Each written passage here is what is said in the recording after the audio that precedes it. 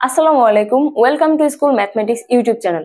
আমরা আগের লেসন 2টা কমপ্লিট করেছি, আজকে আমরা করব ইউনিট 1 এর লেসন 3। চলো শুরু করা যাক।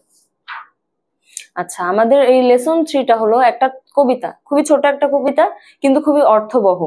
জীবনে বিভিন্ন বিষয় নিয়ে এই কবিতাটা গড়ে উঠেছে, যেটা লিখেছেন একজন আমেরিকান রাইটার ওয়াল্ট হুইটম্যান। কে লিখেছেন? Walt Whitman. এবং কবিতাটার নাম কি? O me O life.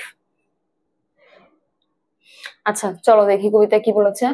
O me O life of the questions of this recurring. Recurring একটা নতুন শব্দ, যেটা মানে হলো বারবার বা পুনরাবৃত্তি হওয়া।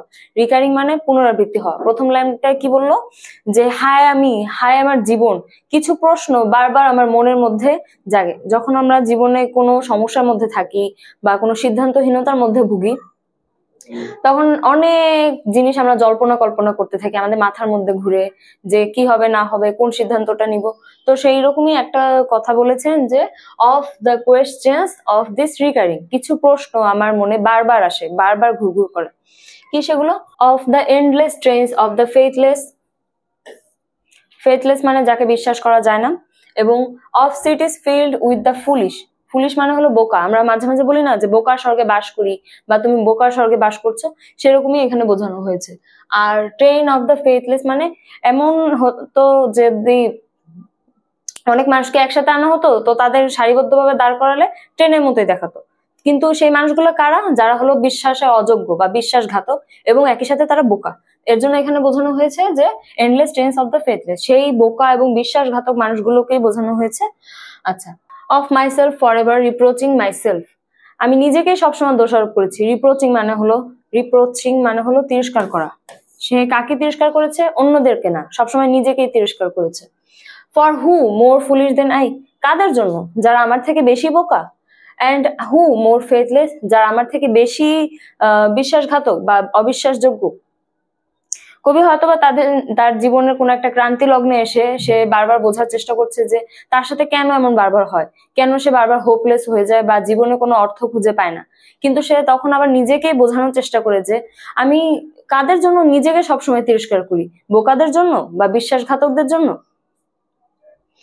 Of eyes that vainly crave the light, সেই মানুষগুলোর কথাই বলা হয়েছে যারা সবসময় চাইতেই থাকে, যেমন তাদের দৃষ্টি শূন্য, তারা শূন্য দৃষ্টিতে আলো খুঁজতে থাকে। Of the objects mean of the struggle ever renewed, এবং তাদের যে চাওয়া বা না পাওয়া সেই বিষয়টা চক্রাকারে চলতেই থাকে। সে মানুষ চায়, মানুষ শূন্য দৃষ্টিতে আলো খুঁজে, মাঝে মাঝে আলো পায়, মাঝে মাঝে আলো পায় না। পাক বা না পাক, তাদের চাওয়ার কখনো শেষ হয় না, তারা চাইতেই থাকে, চাইতেই থাকে, এরকম একটা বিষয়। Of the poor result of all, এবং তারা যে এত চাইলো বা তারা যে এত চেষ্টা করলো, কষ্ট করলো, সবসময় কিন্তু রেজাল্ট খুব রিচ হিসাবে আসে না বা খুব ভালো কোনো রেজাল্ট আসে না। সবসময় রেজাল্টটা কি আসে? প্রায় শূন্যের কাছাকাছি বা poor. Of the poor results of all, এবং তাদের যে চাওয়া বা না পাওয়ার যে চক্র, সেটা চলতেই থাকে। তারা সবসময় চায়, পাক বা না পাক, তাদের চাওয়ার কোনো শেষ নেই, এবং তার রেজাল্ট সবসময় কি হয়? পোর হয়, খুব একটা ভালো রেজাল্ট তাদের আসে না। তারপর কি হয়? Of the plodding and sordid crowds I see around me, এই যে তারা পেলো না যা চাওয়ার, যে ছোট হোক বড় হোক বিভিন্ন চাহিদার যে না পাওয়াটা, তারপর তারা কি হয়ে যায়? ক্লান্ত হয়ে যায় এবং তারা খুবই বিষাদগ্রস্ত হয়ে যায়। এখানে বলা হয়েছে নড়বড়ে এবং জঘন্য। মানে এই যে ভিড়টা, ক্রাউড মানে হলো ভিড়, এই ভিড়ের মানুষ কারা? তারাই যারা বারবার শূন্য চোখে আলো খুঁজে, যারা খুবই বোকা এবং অবিশ্বাসী। আচ্ছা, of the empty and useless years of the rest with the rest me intertwined, এবং এই যে তাদের যে চাহিদাগুলো, সেগুলো বছর ঘুরেই চলতে থাকে। এই বছর পেলাম না, সে বছরও চাই, এই দিন পেলাম না, সেই দিনও চাই, এবং এই যে বছরগুলো তারা নষ্ট করতেই থাকে। সাথে সাথে কবি নিজের কথা বলেছে যে সেও তাদের মতোই তার সময়গুলো নষ্ট করে। ইন্টারওয়াইন্ড মানে অন্তর সম্পর্কিত বা সম্পর্কিত। এই যে মানুষগুলো চায়, পায় না, সেইখানে কবি নিজেকেও ইনক্লুড করে, মানে সেও এর মধ্যে বাদ পড়ে না, সেও তাদেরই ভিড়ের একজন।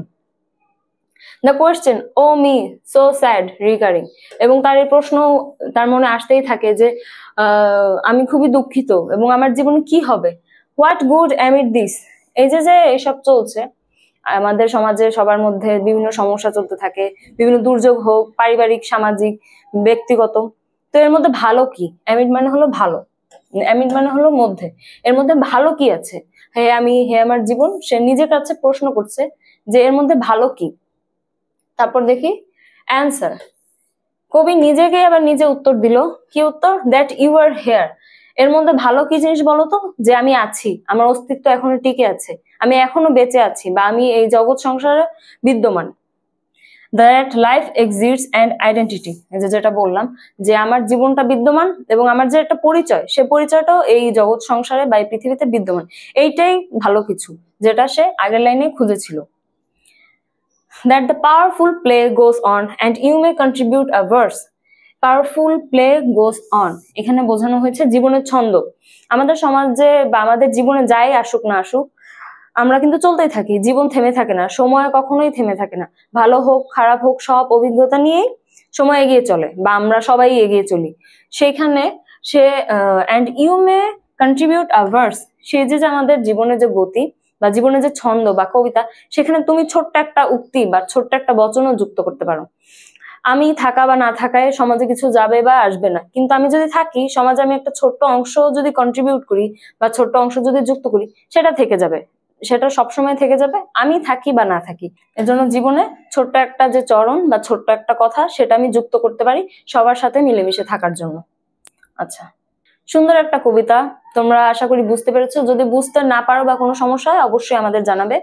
আর কবিতাটা খুব ছোট হলেও কিন্তু অনেক অর্থবহ, জীবনের অনেক মানে সে কিন্তু এখানে বলে দিয়েছে যে আমরা সবসময় আশাহত হই, এটা হলো না বা সেটা হলো না, এর জন্য আমরা কষ্ট পাই, আমরা হোপলেস হয়ে যাই, হেল্পলেস ফিল করি।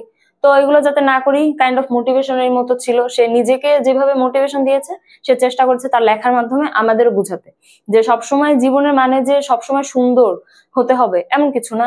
বিভিন্ন অভিজ্ঞতা আসে, মানুষের সাথে মিশে আমরা বিভিন্ন মানুষকে চিনি, নিজেকে চিনি। তো সেই সব সম্পর্কে ওয়াল্ট হুইটম্যান বলার চেষ্টা করেছেন। আশা করি সবাই ভালো থাকবে। আসসালামু আলাইকুম, দেখা হবে পরবর্তী ক্লাসে।